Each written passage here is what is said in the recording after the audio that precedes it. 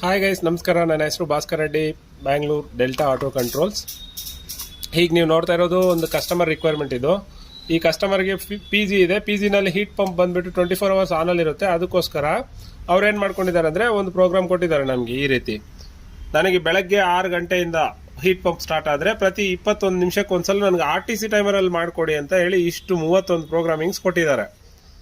So ಈ ಪ್ರಕಾರ ಮಾಡಬೇಕು ಅಂದರೆ ಇದೆಲ್ಲ ಪ್ರೋಗ್ರಾಮಿಂಗ್ ಮಾಡಿಕೊಂಡು ಇದು ಇನ್ ಬಿಟ್ವೀನ್ ಏನಾದರೂ ಒಂದು ಸ್ಮಾಲ್ ಚೇಂಜಸ್ ಮಾಡಬೇಕಂದ್ರೆ ಆಗೋದಿಲ್ಲ. ಅದಕ್ಕೋಸ್ಕರ ನಾವು ಒಂದು RTC ಟೈಮರ್ನ ಯೂಸ್ ಮಾಡಿದ್ದೀವಿ. RTC ಟೈಮರ್ ಏನು ಮಾಡುತ್ತೆ, ಕಸ್ಟಮರ್ ಹೇಳಿರೋ ಪ್ರಕಾರ 6 ಗಂಟೆ, ಬೆಳಗ್ಗೆ 6 ಗಂಟೆಯಿಂದ ರಾತ್ರಿ 22 ಗಂಟೆ ತನಕ ಆನಲ್ಲಿರುತ್ತೆ.